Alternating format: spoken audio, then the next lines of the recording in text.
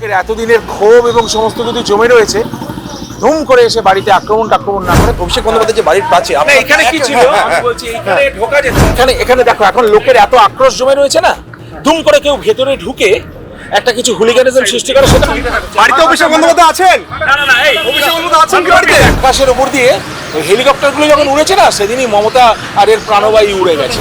আমার বাড়ি দখল করতে গেলে ওদের অনেক ঝাড় হতো, এই তো পাশে রয়েছে, কোনোদিন তাকিয়ে দেখার সাহস পায়নি। অভিষেক বন্দ্যোপাধ্যায় বাড়ির সামনে যার বাড়ি, যাকে নিয়ে নানান বিতর্ক হয়েছিল রাজনৈতিক মহলে, ডক্টর রজত শুভ্র ব্যানার্জি আমাদের সঙ্গে রয়েছে আজকে।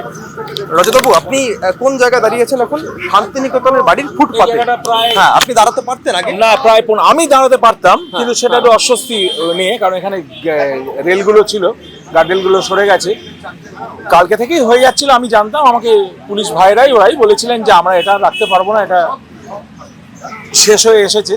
এবং আজকে এই যে উঠে গেল, এটা আমাদের আজকে মায়ের আশীর্বাদে। অনেক দিন ধরে এটা চলতো। এখন বাড়িতে আমি শুধু দেখতে এসেছি যে আমাদের কোনো যেন পার্টির অ্যাডভান্টেজ নিয়ে এখানে কেউ যেন ভেঙে টেঙে ঢুকে না পড়ে, বাড়িটা যেন কোনো রকমভাবে অত্যাচারিত না হয়, যেন কোনো রকম গন্ডগোল না হয়, সেটার জন্য আমি দেখতে এসেছি।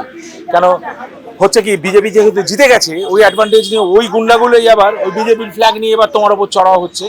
কারণ আমাদের পার্টির থেকে স্পষ্ট নির্দেশ আছে যে কোনো রকম গন্ডগোল করা চলবে না, এবং আমরা একদম ভদ্রভাবে যেভাবে শপথ গ্রহণ হবে সেই শপথ গ্রহণের পরে আমরা ফলো আপটা ওইভাবে রাখবো। কাজে কোনো রকম গন্ডগোল করা যাবে না, এটা আগে থেকেই বলে দেওয়া হয়েছে। আমি সেটাই এনশিওর করতে এসেছি, যাতে উত্তেজনা বশত হয়তো লোকের এতদিনের ক্ষোভ এবং সমস্ত কিছু জমে রয়েছে, ধুম করে এসে বাড়িতে আক্রমণ না করে সেটা আমাদের এনশিওর করতে হবে। কারণ আমরা হুলিগানের পার্টি নয়, আমাদের একটা structured party, largest democracy in the world, সেটা এনশিওর করতে এসেছি। এখানে একটা প্রশ্ন উঠছে, সাধারণ মানুষ তারা বলছে যে অনেকদিন পর এই ফুটপাত বা বাড়ির দিকে একটু চোখ দেওয়া যাচ্ছে, আগে নাকি চোখ দিল নাকি পুলিশ চোখ তুলে নেবে, এমন একটা ব্যাপার ছিল। হ্যাঁ, আমি সেটা ফেস করিনি, কারণ আমি 10 বছর আগে প্রথমে এই ফুটপাতে দাঁড়াতেই আমাকে বলেছিল একটুখানি ছেড়ে দেবেন জায়গাটা। তা আমি তো, as you know me by this time, আমি তো অকুতোভয় কাইন্ড অফ লোক।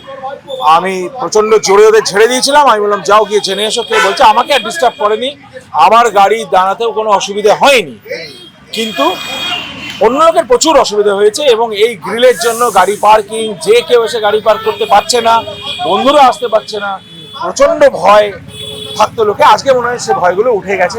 এমনিতেও জেল টেল যাওয়ার লোক এতদিন বাইরে ছিল, এগুলো তো 170 কোটি টাকার এই কনস্ট্রাকশন আমি দেখেছি। 170 আমি দেখেছি যখন প্রথম কুয়া শুরু হলো, তখন থেকে আমি দেখেছি। আমি বাইরে ছিলাম বলে হঠাৎ দেখলাম এই এসে অবস্থা। এখন মোটামুটি ক্লিয়ার হয়ে গেছে, so it will be all clear. I am here to ensure law and order, যাতে পার্টির নাম নিয়ে কেউ যেন ঝাঁপিয়ে টাপিয়ে পড়ে কাঁচ ভাঙা টাঙা ওসব যেন করে না। মানুষ এইটাই আমি শুধু জাস্ট দেখছি। মানুষ এখানে একটা বলছে, স্থানীয় যারা রয়েছেন তারা বলছে যে এতদিন পর্যন্ত এই রাস্তাতে হেঁটে গেলেও যাওয়া যেত না, যারা সুইগি ডেলিভারি করে তারা বলতে ঘুরে যেতে হচ্ছে। প্রত্যেকটা মানুষের এখানে অসুবিধা হয়েছে। আমার অতটা হয়নি, পুলিশদের সঙ্গে আমার ভালো টার্মস ছিল বলে আমরা মিষ্টির দোকান থেকে মিষ্টি কিনে কালকেও আমি পুলিশ ভাইদের খাইয়েছি, কারণ ওদের খুব কষ্ট ছিল। ওরা যে অত্যাচারটা করেছে তা নয়, they were innocent, they were not guilty at all। কিন্তু আমাদের সবাইকেই ভুগতে হয়েছে, মন্দিরে ঢোকা নিয়ে, বাড়িতে যাওয়া নিয়ে, মার কাছে যাওয়া নিয়ে, সবকিছু নিয়ে অসুবিধা হতো। আজকে ক্লিয়ার হয়ে গেল, এখন আমার অনেকটা ভালো লাগছে। অভিষেক বন্দ্যোপাধ্যায় যে বাড়ির পাচ্ছে এখানে কি ছিল আমি বলছি এখানে ঢোকা যেত না। এই যে আপনার বাড়িটা আসতে বলবো, আমি এই জায়গাটা যেতে বলবো। এই জায়গাটা আপনি এইখান থেকে না, এই জায়গাটা আমি কখনো আসিনি। আপনার বাড়ির গেটটা তো এই দিকটা। আমি ঢুকে এদের সঙ্গে বসেছি। আচ্ছা, আমি ঢুকে পুলিশদের সঙ্গে বসেছি, কিন্তু কন্ট্রোল রুম থেকে এটা ভয় ছিল। আমার তো দরকার নেই ওদের সঙ্গে খেজুর করা। আপনার বাড়িটা তো এই রাস্তায়। এই তো আমার বাড়ি। এই তো মার জানলা বন্ধ, মা এখন হয়তো রেস্ট নিচ্ছেন। এই বাড়িতে এখান দিয়ে হাঁটা যেত না, আমি আমার ডগকে নিয়ে ওয়াক করতে পারতাম না, কারণ এখানে ব্যারিকেড দেওয়া ছিল। আগে হাঁটা যেত, ওরা অসুবিধার পরে ব্যারিকেড দিয়ে এই যে এগুলো ওদের খাওয়ার ছিল। আমার খুব খারাপ লাগতো ওদের জন্য, আমি কিন্তু ওদের সঙ্গে কথা বলতাম। হ্যাঁ, অফকোর্স খারাপ লাগতো, কারণ ওরা তো দে আর সার্ভিং বাই অর্ডার্স, তাই না? আমার খারাপ লাগতো। আমি ওদের পরশু দিনে আমি সমস্ত মিষ্টি খাইয়েছি সবাইকে। হ্যাঁ, ওদের তো কোনো ইয়ে ছিল না। এইটা যেন না হয়, আমি এইটাই আটকাতে চাইছি। এইটাই আটকাতে চাইছি। একটু আসুন তো, দেখি কি হলো।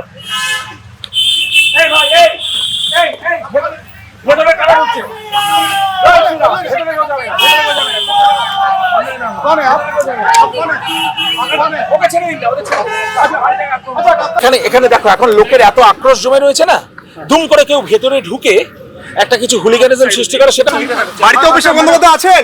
না না না, এই অভিষেক বন্দ্যোপাধ্যায় আছেন কি বাড়িতে? তো অভদ্র দেশের লোক নয়, এটা পাকিস্তান নয়, এটা বাংলাদেশ নয়, এখানে কোনো হুলিগানিজম চলবে না, এটা আফগানিস্তানও নয়, এটা ভারতবর্ষ, স্বাধীন ভারতবর্ষ। আমি চাই না ভিতরে ঢুকে কতগুলো নিরীহ লোক রয়েছে, ওদের কি দোষ?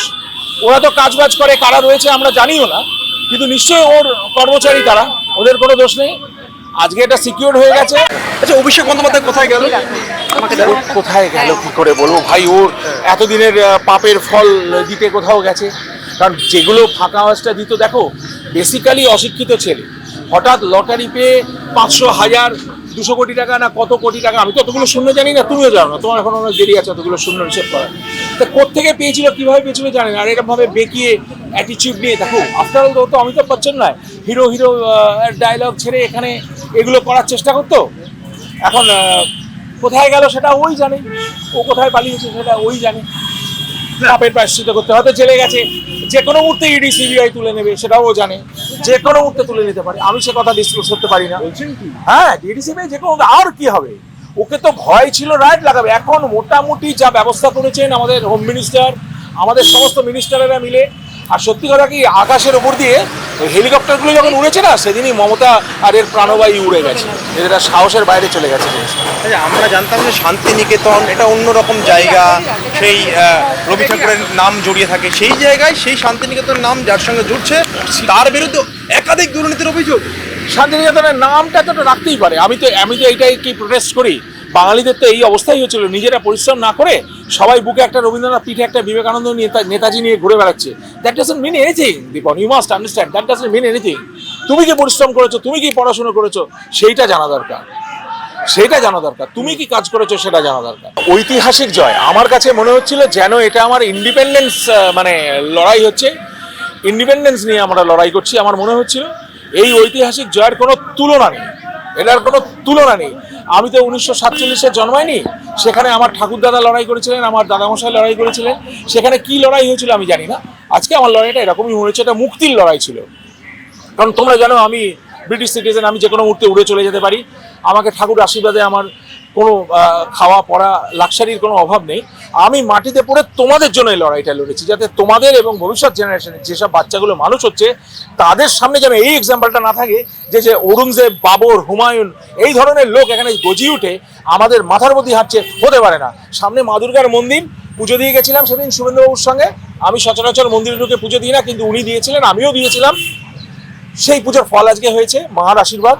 মাও বলেছিলেন এরা বড্ড বাড়াবাড়ি করছে, এদের কিন্তু পরিত্রাণ হয়ে যাবে খুব তাড়াতাড়ি। প্রতিবেশী একেবারে ঢিল ছোড়াও না, তারও কম, মানে চোখ যদি এদিক থেকে বাদিক থেকে ডান দিক করে আনফরচুনেটলি ইয়েস, কিন্তু দ্যাট ডাজন্ট মিন এনিথিং না। আমার সঙ্গে কোনোদিন কথা হয়নি, দেখা হয়নি, আমি টিভির পর্দায় দেখেছি, ও নিশ্চয়ই আমাকে টিভির পর্দায় দেখেছে। এখন ও ভেবেছিল সবাইকে ও চটকে দেবে, এখন ওকে চটকে দিয়েছি আমি, এখন ও বুঝবে আলু ভাতে কে হয়েছে। তবে ওই যে ফালতু কথাগুলো যেগুলো বলেছিল না, অমিত শাহকে চ্যালেঞ্জ করছে, ও করছে, দেখো হ্যাঁ ও অনেক কিছু বলেছিল, ওইসব ফালতু কথাগুলোর বলা মানে হয় না। বরং বলতে পারতো যে আমি কি বলেছি, আমার কাছে যা এসেছিল অপেক্ষা করুন রেজাল্টের জন্য। আমাকে যখন জানতে চাওয়া হয়েছে রেজাল্ট কি হতে পারে, আমি তখন বলেছি 180 বা 200 হতে পারে। আমি এটা আমার ক্যালকুলেশনে বলেছি, এখন 207 হয়ে গেছে, আরো বেশি। এরপরেও মমতা বন্দ্যোপাধ্যায় বলছেন যে আমি পদত্যাগ করবো না, আমি হেরেছি নাকি তাই আমি পদত্যাগ কেন করবো, এই প্রশ্ন উঠছে। এইটা নিয়ে তো সাইকিয়াট্রিক অ্যানালিসিস হবে। এখন ব্যাপারটা হচ্ছে, ভাবু তুমি একটা ম্যাচ খেলতে গেছো, ঠিক আছে না? আচ্ছা এইবার আমি বক্সিং বলি, 1-1 বক্সিং ম্যাচ হচ্ছে, আমি তোমায় মেরে ফ্লোর করে দিলাম, তোমার নাকে মুখে রক্ত, উঠে দাঁড়াতে পারছো না, রেফারি যখন হাত তুলতে যাচ্ছে তুমি বেল্টটা কেড়ে নিচ্ছ, বলছে আমি বেল্ট নিয়েছি, আমি মরাল ভিক্টরি। অশিক্ষিতদের যা হয়, আর এখন কি হয়েছে, হাঁসফাঁস করছে। যেভাবে মোদিজি আর অমিত শাহের ফাঁসটা গলায় পড়েছে, আর যেভাবে শুভেন্দু বাবু মাথার ওপর দাপিয়ে বেরিয়েছে, ওর সব গুলিয়ে গেছে। বলছে কিছুক্ষণ বাদে খবর পাবে, এভিকশন হয়ে গেছে, সবাই এখান তুলে নিয়ে ওকে চলে গেছে, ও যেখানে যাবার সেখানে চলে যাবে। দেখতে তো পাননি এই কদিন? না, এই কদিন তো দেখতে পাইনি, ওই কালীঘাটের মোড়ে ছিল, আমি ওসব ফলো করি, আই ডোন্ট কেয়ার। আমি শুভেন্দুবাবুর সঙ্গে ইলেকশন ক্যাম্পেইন লড়েছিলাম, যারা যারা আমায় ডেকেছিল তাদের কাছে গেছিলাম, পাপিয়াদি ডেকেছিল, সন্দীপ ব্যানার্জি ডেকেছিল, হ্যাঁ অবভিয়াসলি রঘুনাথ দেবনাথ আমার মেন ক্যান্ডিডেট, আমার ওই জন্যই পলিটিক্সে আসা, ওর জন্য ওইগুলো আমি করেছি, ব্যবস্থা করেছি, এখন ঠিক হয়ে গেছে, এখন কি বলা যায়, থাকা উচিত না। কারণ এই পার্টিটা তো ক্লিন হবে না, এটা তো মাফিয়া ব্যান্ড, একটা গ্যাং, মাফিয়া ব্যান্ড অ্যান্ড যেমন ভালো গ্যাং যেটা ছিল, একটা গানের কথা বলি, বিটলস ছিল আমাদের লিভারপুলে, বিটলস গ্যাংটা যেদিন জন লেনন মার্ডার হয়ে গেলেন সেদিনই কিন্তু বিটলসের গ্যাংটা ভেঙে গেল। ওটা তো ভদ্র গ্যাং, সেই গ্যাংও রাখা যায়নি, যদি বিটলস না রাখা যায় এইটা রাখা যাবে না আমার মনে হয়। আমার রাজনৈতিক বিশ্লেষণ করার ক্ষমতা আমার নেই, আমি ইতিহাসের ছাত্র পর্যন্ত নই, আমি সাইন্টিফিক্যালি বলছি এই দলটা মেনটেন করা সম্ভব না, কারণ এর কোনো স্ট্রাকচার নেই। এখন সেটা বন্ধ হয়ে গেছে, এখন অনেকগুলো জেলে গেলে এখানে এর কোনো দম নেই। আর যারা কালকে লড়ছে ওর মূর্খ, ওর সঙ্গে হাত তুলে এরকম একটা ভিক্টরি মার্চের মতো করলো। আমি বলে দিচ্ছিলাম ফিরাজ ছিল, এদিকে বোধহয় এই ফেব্রুয়ারিটা ছিল, ওই চন্দ্রিমা ভট্টাচার্য বলে দুর্ভাগ্যবশত ভট্টাচার্য এক মহিলা ছিলেন, আর এইদিকে কল্যাণ ব্যানার্জি এবং শোভনদেব চট্টোপাধ্যায়, ডেরেক ওব্রায়েন। কি দুর্ভাগ্য, কি দুর্ভাগ্য! ওরা যে ক্লাস 10 পাস করে শিক্ষিত, ওই তো শিক্ষার তো ওই অবস্থা। শিক্ষা কি গায়ে লেখা থাকে নাকি ভাই? আমার চারটে সার্টিফিকেট আছে। কোথায় ইংলিশ ছাড়া কথা বলে না? বলে হয়তো, আমার সঙ্গে বসেনি কখনো। আমার সঙ্গে ডিবেট হলে তখন ডিবেট ফ্রেন্ড ভালো করতো, পুলিশ করতো, তো তাতে কি মনে হয় ইংলিশ ছাড়া কথা বলে না? যে ধর্ষকদের, খুনিদের, রাহাজানিদের সঙ্গে সম্পর্ক করে, অসৎ সঙ্গে নরকবাস ওর এমনিতেই হয়ে গেছে। ও তো নরকে যাবে না, ও হেলে যাবে। এই যে আক্রোশটা লোকের, এই আক্রোশটাকে আমি ভয় পাচ্ছি, কারণ আক্রোশটা হবেই, কারণ এখানে চলাফেরা করা মানুষের পক্ষে বন্ধ হয়ে গেছিল। এখন দেখা যাক আস্তে আস্তে কি হয়, কি হবে এটা ভগবান জানে। শুভেন্দুবাবু আমাদের পার্টির লিডার, তো ও যদিও আমার চেয়ে বয়সে ছোট, তবু আমি ওর কথাটাই সম্মান করবো, বলে যে ভিক্ষার বাটি নিয়ে বসাবো কালীঘাটে। তো সেরকম যদি হয় আমি 23 পল্লীর সামনে বসতে দেবো, আমি খাওয়ার ব্যবস্থা করে দেবো। আপনি মমতা ব্যানার্জিকে খাওয়ার ব্যবস্থা হ্যাঁ, আমি করবো, নিশ্চয়ই খাবার দেবেন? ডাল ভাত মাছের ঝোল, ঝালমুড়ি দেবেন না?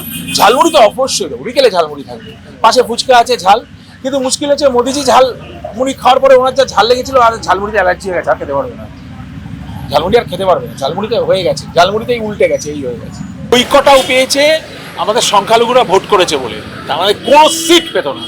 একটা লোককে বলো তো যে রত্না দেবনাথের বিরুদ্ধে ভোট দেয়, একটা লোককে বলো দীপাঞ্জনকে ভোট দেবে না, কোনো সিটই পেত না। ওইটুকু পেয়েছে, ওইটাই যথেষ্ট।